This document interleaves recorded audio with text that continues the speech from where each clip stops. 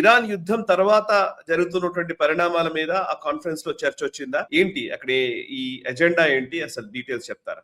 నిజంగా ఈ కాన్ఫరెన్స్ మన ఇద్దరం వెళ్ళవలసింది. అనివార్య కారణాల వల్ల నువ్వు రాలేకపోవడం అన్నది అదొక లోటు కనిపిస్తుంది తప్పకుండా. ఎందుకంటే గత 3-4 ఇండియన్ ఓషన్ కాన్ఫరెన్స్ మన ఇద్దరం కలిసి వెళ్ళాం మనం. నేషనలిస్ట్ హబ్ తరపున రిప్రజెంటేటివ్గా నేను ఒక్కడనే వచ్చాను ఈసారి. నువ్వు అన్నట్టు ఈ ఇరాన్ యుద్ధం అన్నది ప్రస్ఫుటంగా ఈరోజు అందరూ చర్చలో అదే ఉంది. అది ప్రతి దేశం కూడా దాని గురించే చాలా బాధలో ఉన్నారు వాళ్ళు. సప్లై చైన్స్ మళ్ళీ రెస్టోర్ చేయాలి, ఎనర్జీ నీడ్స్ రెస్టోర్ చేయాలి, పెట్రోల్ డీజిల్ ఇవన్నీ కూడా రావాలి. అలాగే మనకు ఈ నావిగేషన్ ఏదైతే ఉందో అక్కడ ఇబ్బంది లేకుండా వాళ్ళకి దాన నష్టం కాకుండా అందరూ వెళ్ళగలిగినటువంటి పరిస్థితులు రావాలి. మళ్ళీ స్టేట్ ఆఫ్ హార్మోన్స్ ఓపెన్ అవ్వాలి. ఇటువంటి అంశాల మీద బాగా చర్చలు జరిగినాయి. ఒమాన్ లాంటి దేశం కొంచెం టఫ్ స్టాండ్ తీసుకొని మాట్లాడారు. గతసారి మనం వెళ్ళినప్పుడు ఒమాన్ ఫారెన్ మినిస్టర్ మనం చూసాం. ఆయన అప్పుడు అక్కడ చీఫ్ గెస్ట్ గా కూడా వచ్చారు ఆయన. ఈసారి ఆయన రాలేకపోయారు. దానికి కారణం కూడా చెప్పారు ఆయన. ఇక్కడ మేము బయటకు వస్తే కనుక మరి మా మీద అటాక్స్ జరిగితే కనుక ప్రమాదాలు ఉన్నాయి కాబట్టి మేము రాలేకపోతున్నాం అనేది వర్చువల్ గా ఆయన లైవ్ లో వచ్చి ఆయన మాట్లాడారు. యుద్ధం వల్ల నేను రాలేకపోతాను, అయితే నేను తప్పకుండా రావాలనుకున్నానని చెప్పారు ఆయన. ఆయన ఇచ్చినటువంటి స్టేట్మెంట్ మనకు తెలుసు. 27 ఫిబ్రవరి వరకు ఒమాన్ మీడియేషన్ చేసింది. ఈ యొక్క ఇరాన్ తర్వాత మనకు అమెరికా ఇజ్రాయెల్ మధ్యలో ఒమాన్ మీడియేషన్ చేసింది. 28 యుద్ధం మొదలయ్యాక వాళ్ళు ఒమాన్ తప్పుకుంది. మేము మాకు దీంట్లో జోక్యం చేసుకోమన్నారు. తర్వాత ఇప్పుడు పాకిస్తాన్ వచ్చింది, దాని గురించి మాట్లాడదాం. సో ఆయన ఏమన్నాడంటే అప్పుడు కూడా చెప్పాడు, ఇది అమెరికా చాలా ఒక విధమైనటువంటి కక్షతోటో లేకపోతే ఒక విధమైనటువంటి ప్లాన్ తోటో వీళ్ళు యుద్ధం చేయదలుచుకున్నారు, ఇరాన్ మీద దెబ్బ కొట్టదలుచుకున్నారు, ఇప్పుడు కొట్టారు. కానీ లేకపోతే వీళ్ళు చర్చల్లో చిత్తశుద్ధి లేదు అని గతంలో చెప్పాడు. నిన్న ఏం చెప్తున్నాడంటే దీనివల్ల ఎంతమంది సఫర్ అవుతున్నారు, ఎంత గోళ అవుతుంది, వీళ్ళు అసలు అర్థం ఉందా, వీళ్ళకి అర్థం లేకుండా ఎందుకు యుద్ధాలు చేస్తున్నారు, ఎందుకు ప్రపంచాన్ని అంతా ఇలా కష్టాల్లోకి దించుతున్నారు, ఇవన్నీ కూడాను చాలా తప్పు అంటును. అతను అమెరికా పేరెత్తలేదు ఎవరు కూడాను, కానీ అమెరికాని తను చాలా పరుషంగానే మాట్లాడాడు. మిగతా వాళ్ళందరూ కూడాను మారిషియస్ ప్రైమ్ మినిస్టర్ వచ్చారు. ఆయన చీఫ్ గెస్ట్ నిన్న నవీన్ రామ్గూలం ఆయన వచ్చేసి ఆయన చీఫ్ గెస్ట్ గా ఆయన మాట్లాడాల్సింది ఆయన మాట్లాడారు. మేము చాలా చిన్న దేశం, కానీ మేము దీనివల్ల చాలా అఫెక్ట్ అవుతున్నాం మేము, కాబట్టి ఇప్పుడు అందరు కలిసి కూర్చి చర్చించుకొని దీనికి ఏదో ఒక సమస్యకి పరిష్కారం తీసుకురావాలి అటువంటివన్నీ చెప్పారు. కానీ నిజంగా it's like bully elephant in the room, ఎవరు మాట్లాడలేకపోతుంది. అమెరికా పేరు చెప్పడానికి అందరికీ భయం. అది ముఖ్యంగా మనం చూసింది. అది వాళ్ళం కదా. యాక్చువల్లీ మనం ఇంతకు ముందు అన్ని కాన్ఫరెన్స్ లో కూడా ఎవరు కూడా చైనా పేరు తీసుకోవాలన్నా అమెరికా పేరు తీసుకోవాలన్నా భయపడే పరిస్థితులే ఉంటాయి. యాక్చువల్లీ మీరు చాలా సార్లు అక్కడ క్వశ్చన్ అండ్ ఆన్సర్ సెషన్ లో మీరు ప్రస్తావించిన సందర్భాలు కూడా ఉన్నాయి. ఇంతకు ముందు కూడా చాలా సార్లు ఈవెన్ శ్రీలంక వాళ్ళతో మాట్లాడినప్పుడు కానివ్వండి, ఈవెన్ చైనాతో మాట్లాడినప్పుడు, భూటాన్ ప్రతినిధి మీరు ఇంతకు ముందు అడిగారు. సో ఈసారి కూడా మీరు ఏదో అడిగే ఉండుంటారుగా? లేదు కానీ తప్పకుండా అడిగాను నేను.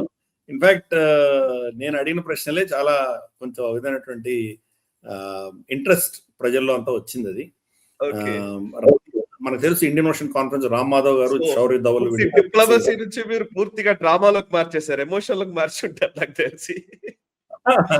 అంటే అక్కడ ప్యానలిస్ట్ అందరూ కూడా ఇలాగే నడుస్తూ ఉంటుంది. కోఆపరేషన్ చేసుకోవాలి, ఇంటర్నేషనల్ చట్టాన్ని గౌరవించాలి, ఈ ఫ్రీడమ్ ఆఫ్ నావిగేషన్ గౌరవించాలి, ఇవే చర్చలు జరుగుతాయి. ఇంతకంటే ఇంకేముండవు. మనకు 4-5 అంశాలు ఉంటాయి దాంట్లో. యాంటీ పైరసీ, యాంటీ ట్రాఫికింగ్, తర్వాత disaster management, supply chain, logistics, ఇటువంటి ఒక 5-6 అంశాలు వాళ్ళు మాట్లాడతారు. సో ఇవే అందరూ మాట్లాడతారు. క్లైమేట్ చేంజ్లు ఇవే మాట్లాడతారు. సో దాంతో ఒక ప్యానెల్లో ఈరోజు ఇద్దరు, అంటే మనకు American panelist, American ambassador to Mauritius, అలాగే చైనీస్ అంబాసిడర్ టు మొరీషియస్, వీళ్ళిద్దరు కూడాను ఒకటే ప్యానెల్లో ఉన్నారు.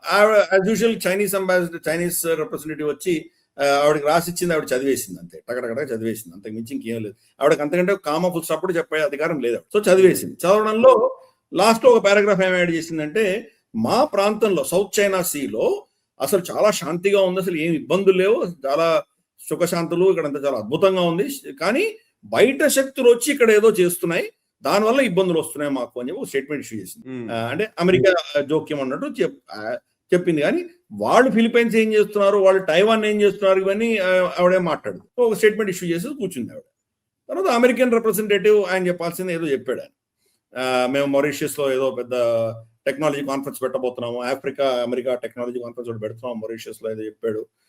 మేము చాలా అందరికి చాలా సహాయం చేస్తున్నాము, అసలు మేమే బిగ్గెస్ట్ ఇన్వెస్టర్స్, మేమే బిగ్గెస్ట్ డోనర్స్ ఇవన్నీ చెప్తున్నాడు. తర్వాత క్వశ్చన్ ఆన్సర్ సెషన్ కానీ నేనే అడిగాను, ఫస్ట్ ఇద్దరిని అడిగాను. చైనీస్ డెలిగేట్ని ఏం అడిగానంటే, మరి మీరు అంతర్జాతీయ చట్టాలని గౌరవించాలి అని అంటున్నారు కదా మీరు, అటువంటప్పుడు అన్క్లాస్ అని ఉంటుంది, United Nations convention law on law of seas అని ఒక చట్టం ఉంది. ఆ చట్టం ఆధారంగా 5 మంది ఒక ఆర్బిట్రార్స్ ని అపాయింట్ చేసి 2016లో ఒక జడ్జిమెంట్ ఫిలిప్పైన్స్ ఫేవర్ గా వచ్చింది, చైనాకు వ్యతిరేకంగా వచ్చింది. ఈ సౌత్ చైనా సీ అంతా మాదే అని చెప్పి వాళ్ళు క్లెయిమ్ చేస్తుంది చైనా. 9 లైన్ అంటారు, మొత్తం సౌత్ చైనా సీని వాళ్ళు క్లెయిమ్ చేస్తారు. క్లెయిమ్ చేస్తే ఫిలిప్పైన్స్ ఏమంటుంది, నా సరిహద్దులో నీ క్లెయిమ్ ఎలా ఉంటుంది, అది నీ సరిహద్దుల దగ్గర నువ్వు పెట్టుకోగాని ఇదంతా నాది అని చెప్పి వీళ్ళు క్లెయిమ్. వాళ్ళది డిస్ప్యూట్ ఆర్బిట్రేషన్ వెళ్ళారు. ఆర్బిట్రేషన్ లో జడ్జిమెంట్ ఫిలిప్పైన్స్ ఫేవర్ మీద వచ్చింది. సో నేను దాన్ని ప్రస్తావించి ఏం చెప్పానంటే, మరి మీరు ఇంటర్నేషనల్ చట్టాలను గౌరవించాలి, అందరూ పాటించాలంటే చైనా ఉద్దేశం ఏంటి, చైనా అమెరికా పాటించట్లేదు, అమెరికా గౌరవించట్లేదు అన్న ఉద్దేశంతో అమెరికాని ఏదో వాళ్ళు దోయడానికి ఏదో స్టేట్మెంట్ ఇష్యూ చేసింది ఆవిడ. సో నేను ఇప్పుడు ఆవిడని ఉల్టా నేను కార్నర్ చేశాను. సో మరి ఈ చట్టాలను గౌరవించాలి, అంతర్జాతీయ చట్టాలను గౌరవించాలన్నారు కదా, మీరెందుకు ఈ ఆర్బిట్రేషన్ మీరు ఎందుకు గౌరవించట్లేదు, దాన్ని ఎందుకు తిరస్కరించారు అని నేను అడిగా ప్రశ్న. ఫస్ట్ టైం ఏం చేసిందంటే, ప్రశ్న అర్థం కానట్టు నాకేం తెలియనట్టు దిక్కుమొహం అడిగి తిరిగింది. తర్వాత అక్కడ మోడరేటర్ వచ్చేసి మన ఫార్మర్ అంబాసిడర్ రుచిర్ కాంబోజ్ గారు ఉన్నారు. ఆవిడని ఎక్స్ప్లెయిన్ చేసింది అంతా, మళ్ళీ మీరు అన్క్లాజ్ అంటే ఇది చట్టం ఇవన్నీ చెప్పింది. చెప్తే ఆవిడకి ఎలా ఆన్సర్ ఇవ్వాలో తెలియదు. మళ్ళీ తన రిటర్న్ టెక్స్ట్ లోనే external players are playing here అన్న పారాగ్రాఫ్ మళ్ళీ చదివి ప్లీజ్ ఇది వెబ్సైట్ అని చెప్పి కూర్చున్నాడు. సో మొత్తం ఆడియన్స్ అందరూ కూడా అర్థమైపోయింది, చైనా యొక్క హిపోక్రసీ ఎక్స్పోజ్ అయిపోయింది, కంప్లీట్ ఎక్స్పోజ్ అయిపోయింది. రెండు అడిగారు ఇప్పుడు అంటే ఒకటి అర్థం చేసుకోవాలి, చైనీస్ ఏమంటే వాళ్ళ ప్రెస్ కాన్ఫరెన్స్ అన్ని కూడాను ఎవరు ఏం ప్రశ్న అడగాలో ముందరే చెప్తారు, దాటి వాళ్ళకి ఎలా హ్యాండిల్ చేయాలో తెలియదు. వాళ్ళకి డెమోక్రసీ లేదు కదా, కంప్లీట్లీ కంట్రోల్డ్. కాబట్టి ఇలా ఓపెన్ చర్చ వచ్చేసరికి వాళ్ళు ఏం మాట్లాడాలో వాళ్ళు తెలియట్లేదు. అమెరికా నార్మల్ గా ఎవరిని పట్టించుకోరు, వాళ్ళు చెప్పేది వాళ్ళు చెప్తుంటారు, ఎందుకంటే వాళ్ళని ఎవరు ప్రశ్నించేటువంటి శక్తి ఉండదు, ధైర్యం ఎవరికి ఉండదు, కాబట్టి మాట్లాడుతుంటారు. ఈరోజు అమెరికన్ డెలిగేట్ నేను అడిగిన ప్రశ్న ఏంటంటే, మీ ప్రభుత్వం, డొనాల్డ్ ట్రంప్ ప్రభుత్వం గత సంవత్సరం యూకే ప్రభుత్వము ఈ చాగోస్ ఐలాండ్స్ అంటే మనకు డియోగో గార్సియా ఉన్నటువంటి ప్రాంతము, బ్రిటిష్ ఇండియన్ ఓషన్ టెరిటరీని మారిషస్ కి ట్రాన్స్ఫర్ చేయాలి అని చెప్పి వాళ్ళు చెప్తే దాన్ని డొనాల్డ్ ట్రంప్ ఒప్పుకున్నాడు. ఆయన సంతోషించి నేను దీన్ని అప్రూవ్ చేస్తున్నానని చెప్పినటువంటి వ్యక్తి ఈ ట్రాన్స్ఫర్ ప్రాసెస్ అవుతుండగా సడన్ గా ఇప్పుడు అది చాలా తప్పు, ఇట్స్ అ బిగ్ మిస్టేక్ అని మొదలు పెట్టాడు ఆయన. మీరు మీ అఫీషియల్ గవర్నమెంట్ స్టాండ్ ఏంటి అని అడిగారు, ఎందుకంటే చాలా సెన్సిటివ్. మారిషస్ లో కూర్చొని ఉన్నాం, మారిషియస్ ప్రభుత్వ అధికారులు అందరూ ఉన్నారు, మారిషియస్ మినిస్టర్స్ ఉన్నారు అక్కడ. ఇప్పుడు వాళ్ళ ముందు నేను అడిగాను ఈ ప్రశ్న. సో ఇప్పుడు కార్నర్ అయ్యాడు, ఎందుకంటే మీ ప్రభుత్వమే ఫస్ట్ దీన్ని ఎంకరేజ్ చేసింది, ఓకే అనింది. ఓకే అంటేనే యూకే గవర్నమెంట్ ట్రాన్స్ఫర్ చేయడానికి సిద్ధపడి వాళ్ళు దానికి ముసాయిదాంతో తయారు చేసుకున్నారు. సడన్ గా ఇప్పుడు డొనాల్డ్ ట్రంప్ నిద్ర లేచి ఇది తప్పు అని అంటున్నాడు, మరి మీ అఫీషియల్ స్టాండ్ ఏంటి అని అడగగానే అతను this is a very highly sensitive diplomatic issue, I don't want to comment on this అని కట్ చేశారు. అమెరికా కట్ చేస్తుందంటే అర్థం చేసుకోవచ్చు వాళ్ళు ఎంత ఈ కార్నర్ అయ్యారో అర్థం చేసుకోవచ్చు. ఈ రెండు అంశాల్లో కూడాను నా ఉద్దేశం ఏంటంటే వాళ్ళ హిపోక్రసీ ఎక్స్పోజ్ చేయాలి. వీళ్ళు చట్టాల గురించి మాట్లాడతారు, వాళ్ళు ఎలాగో ఆన్సర్ చెప్పరు, నాకు తెలుసా విషయం. అంటే ఒకళ్ళు చెప్పినా కానీ కూడా వాళ్ళే చాలా గొప్ప, వాళ్ళది కరెక్ట్ అన్నట్లు విధంగా చెప్తారు. ఈసారి ఇద్దరు కూడా ఏమి చెప్పలేకపోయారు. సో వాళ్ళని కంప్లీట్ గా ఎక్స్పోజ్ చేశాను. సో ఆ సెషన్ అయిన తర్వాత రామ్ మాధవ్ గారితో సహా చాలా మంది వచ్చి వాళ్ళకి ఏం ఆన్సర్ ఉంటుంది, ఎక్స్పోజ్ అయ్యారు వాళ్ళందరూ చెప్పారు. బట్ అది ఇంపార్టెంట్ కదా, ఎందుకంటే ఈ డిప్లొమాటిక్ క్వశ్చన్స్ అడిగితే లాభం లేదు. మనం సూపర్ పవర్స్ నిజంగా ప్రపంచానికంతా చట్టాలు ఏం వర్తిస్తాయో వాళ్ళకి ఏం వర్తించవు, వాళ్ళ ఇష్టానుసారం ప్రవర్తిస్తారు. అందుకే దాన్ని ఎక్స్పోజ్ చేయవలసిన ఆవశ్యకత నాకు అనిపించింది, ఎక్స్పోజ్ చేశాను. అది హైలైట్ ఇంతవరకు అయితే. ఇదే సమయానికి ఇండియన్ ఓషన్ కాన్ఫరెన్స్ జరుగుతున్న సమయంలోనే అక్కడ మనకు జేడీ వ్యాన్స్, తర్వాత ఇరానియన్ డెలిగేషన్, మనకు ఇస్లామాబాద్ లో చర్చలు. కాబట్టి ఇది ఒక విధమైనటువంటి టెన్స్ సిచ్యుయేషన్ లో ఈ కాన్ఫరెన్స్ కూడా జరుగుతుంది. బట్ అదర్వైజ్ చాలా అద్భుతమైనటువంటి లొకేషన్, మనకు తెలుసు మారిషియస్ ఎంత అద్భుతమైనటువంటి ప్లేస్.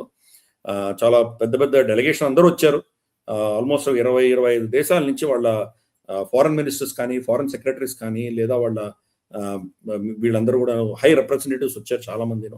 ఆల్మోస్ట్ అన్ని దేశాల నుంచి వచ్చారు, ఆఫ్రికా నుంచి వచ్చారు, వెస్ట్ ఏషియా నుంచి వచ్చారు, యుఏఈ మినిస్టర్ వచ్చాడు ఒక ఆయన, అలాగా మనకు చాగోస్ నుంచి వచ్చారు, అలాగే మనకు మడగాస్కర్, తర్వాత మనకు మొజాంబిక్, చాలా దేశాల నుంచి వచ్చారు, కంబోడియా, మనకు ఇలా మొత్తం ఒక ఇండియన్ ఓషన్ రీజన్ అంతా కూడా జనరల్ గా రిప్రజెంటేషన్ అయింది అది. అలాగే మనకు కొన్ని సంస్థలు ఉన్నాయి ఇక్కడ, బిమ్స్టెక్ అని ఇటువంటి సంస్థలు ఉన్నాయి మన ఇండియన్ ఓషన్ సంబంధించినటువంటి, వాటి యొక్క రిప్రజెంటేషన్ కూడా అక్కడ ఉంది. అది మనకు ఆఫ్ కోర్స్ జయశంకర్ గారు ఇనాగరేషన్ లో వచ్చారు, మన ఫారెన్ మినిస్టర్ వచ్చారు.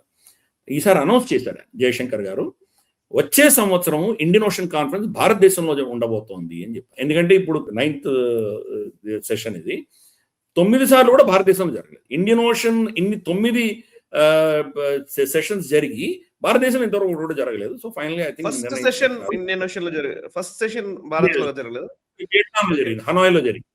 ఫస్ట్ హనాయ్లో జరిగింది, రెండోది శ్రీలంకలో జరిగింది. సో అందుకని అన్ని బయటనే జరిగింది. సో ఇప్పుడు ఇక్కడ భారతదేశంలో నెక్స్ట్ ఇయర్ ఉండబోతోంది. ఇప్పుడే చెప్తున్నాను, మీకు 1 సంవత్సరం టైం ఉంది కాబట్టి మీరు అందరు తప్పకుండా రావాలి అని ఆయన అఫీషియల్ గా ఆయన ఇన్వైట్ చేశారు, ఆయన జయశంకర్ గారు. సో అది అక్కడ జరిగినటువంటి విషయం.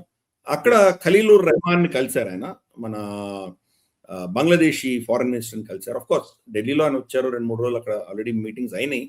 ఇక్కడ కూడా ఆయన కలిశారు, స్టేజ్ మీద కలిశారు, పక్కన కూడా కలిశారు. సో ఇటువంటివి చాలా ఒక ప్యాక్. ఇవన్నీ ఏమవుతాయంటే స్టేజ్ మీద జరిగే చర్చల కంటే కూడా స్టేజ్ వెనకాల ఆఫ్ స్టేజ్ చర్చలు చాలా ఉంటాయి. ఇవన్నీ కూడాను ట్రాక్ 2 డిప్లొమసీస్ చాలా నడుస్తాయి. ఈవెన్ చాలా మంది అంబాసిడర్స్, అక్కడ ఉండే డిప్లొమాట్స్, వాళ్ళందరూ అందులో పాల్గొనేటువంటి డిఫెన్స్ పర్సనల్స్, లేకపోతే థింక్ ట్యాంక్స్ కి సంబంధించినటువంటి వాళ్ళు బయట మాట్లాడే విషయాలు, బయట షేర్ చేసుకునేటువంటి అనేక విషయాలే అసలు యాక్చువల్లీ నిజానికి చాలా బాగుంటుంది. ఆఫ్ కోర్స్ అంటే ఆన్ స్క్రీన్ స్టేజ్ మీద అంతా కూడా కొంచెం డిప్లొమసీ మెయింటైన్ చేస్తారు కానివ్వండి. ఏమైనా ఉన్నాయా సార్? ఇప్పుడు ఇరాన్ కి సంబంధించిన వాళ్ళు ఎవరైనా వచ్చారా? లాస్ట్ టైం ఇరాన్ వాళ్ళు వచ్చారు కదా, రాలేకపోయాడు ఎందుకంటే అక్కడ ఫ్లైట్స్ లేవు కదా, తను రాలేదు. ఇరాన్ నుంచి మిగతా దేశాల నుంచి వచ్చారు. బట్ ఒకటేంటంటే కనుక అందరిలో కూడా ప్రశ్నలు ఉన్నాయి, ఎవరికి కూడా సమాధానం లేవు, అందరూ భయంతో ఉన్నారు, వాళ్ళ ఎకానమీలన్నీ దెబ్బతింటున్నాయి, చాలా కన్ఫ్యూజ్ స్టేట్ లో ఉన్నారు అందరు కూడాను. ఎవరు కూడా దీనికి సరైనటువంటి సమస్య వాళ్ళకి పరిష్కారం కనిపించట్లేదు వాళ్ళకు. So it is a very tense situation definitely. అందరూ కూడా ఏంటంటే కనుక ఇది ఇప్పుడు ఉన్నటువంటి చర్చలు ఏవైతే ఇస్లామాబాద్ లో జరుగుతున్నాయో దీంట్లో ఏదో ఒక రిజల్ట్ వచ్చి యుద్ధం ఆగిపోతే కనుక బాగుంటుంది అన్న దిశగానే అందరి అభిప్రాయం కూడా మనకు కనిపిస్తోంది. But let's see, it's evolving situation కాబట్టి మనం చూడాలి ఏమవుతుంది. ఇస్లామాబాద్ లో ఏదో ఎక్స్ప్లోజన్ జరిగినట్టుగా కూడా వార్త వచ్చింది కదా. సో ఒక్కసారిగా అమెరికన్ డెలిగేషన్ ఒక్కసారిగా భయకంపితులు అయిపోయి ఉంటుంటారు కదా. ఏం జరిగింది చెప్తారు అసలు? ఎక్కడ? డెఫినెట్ గా మనకు ఇస్లామాబాద్ అన్నది మనం అర్థం చేసుకోవాలి, కొండల కింద ఉంటుంది. అది మర్గలా హిల్స్ అని ఉంటుంది. మర్గలా హిల్స్ కింద మొత్తం ఇస్లామాబాద్ ఉంటుంది. యాక్చువల్ గా కనుక మర్గలా హిల్స్ పక్కనే మన ఇంటర్నేషనల్ బార్డర్ ఉంది. వాళ్ళు కబ్జా చేసుకున్నారు కాబట్టి లైన్ ఆఫ్ కంట్రోల్ ఇప్పుడు ఇంటర్నేషనల్ బార్డర్ దాటి ఇంకొక 30-40 కిలోమీటర్ల బఫర్ వచ్చింది వాళ్ళకి. లేకపోతే కనుక మనం ఆల్మోస్ట్ అక్కడి నుంచి ఒక రాయి వేస్తే ఇస్లామాబాద్ లో పడుతుంది, అంత దగ్గరగా ఇంటర్నేషనల్ బార్డర్ ఉంది. కొండ కింద లోయలో ఇస్లామాబాద్ ఉంటుంది. ఇస్లామాబాద్ లో కొన్ని సెక్టర్స్ ఉన్నాయి. రెడ్ జోన్ ఉంది. రెడ్ జోన్ ఆఫ్ కోర్స్ ఎక్కడైతే ఈ చర్చలు జరుగుతున్నాయో రెడ్ జోన్ మొత్తం కార్డన్ ఆఫ్ చేసేసారు, పకడ్బందీగా క్లోజ్ చేశారు. మిగతా చుట్టుపక్కల ఉన్న జోన్స్ లో కూడా బిజినెస్ అన్ని మూసేశారు, రోడ్లన్నీ బంద్ చేశారు, చాలా స్ట్రిక్ట్ గా పెట్టారు. సో ఈ ఇటువంటి మెయిన్ సెక్యూరిటీ పారామీటర్ దాటినటువంటి ఒక కాలనీలో బాంబ్ బ్లాస్ట్ అయింది. ఇంకొక కాలనీలో 2 IED ఇంప్రొవైజ్డ్ ఎక్స్ప్లోజివ్ డివైసెస్ దొరికినాయి వాళ్ళకి. సో ఇది సెక్యూరిటీ స్కేర్ వాళ్ళకి, ఇది చాలా సీరియస్ థ్రెట్ వాళ్ళకి. బెంజమిన్ నెతన్యాహు ఇజ్రాయెల్ ఏం చెప్తోందంటే కనుక ఇరానియన్ డెలిగేషన్ పాకిస్తాన్ లో ఉన్నంత వరకు వాళ్ళ ప్రాణాలకి ఏదో విధంగా ముప్పు ఉంది, వాళ్ళకు రిస్క్ ఉంది అని ఏం చెప్తున్నాడంటే వాళ్ళని ఎవరో చంపి ఇజ్రాయెల్ మీద బ్లేమ్ పెడతారు, మొసాడ్ చేసిందని చెప్తారు, కాబట్టి దానికి మేము బాధ్యులం కాదు అని చెప్పి ముందస్తుగా స్టేట్మెంట్ ఇచ్చారు. ఈ వీడియో మీకు నచ్చినట్టయితే లైక్ చేయండి, 10 మందికి షేర్ చేయండి, అలాగే కామెంట్ల రూపంలో మీ అభిప్రాయాలను మాతో పంచుకోండి. Nationalist hub group of channels ను సబ్స్క్రైబ్ చేసుకుని తెలుగునాట జాతీయవాద జర్నలిజాన్ని ప్రోత్సహించండి. ఈ వీడియో కింద ఉన్న బెల్ ఐకాన్ పై క్లిక్ చేయడం మర్చిపోవద్దు.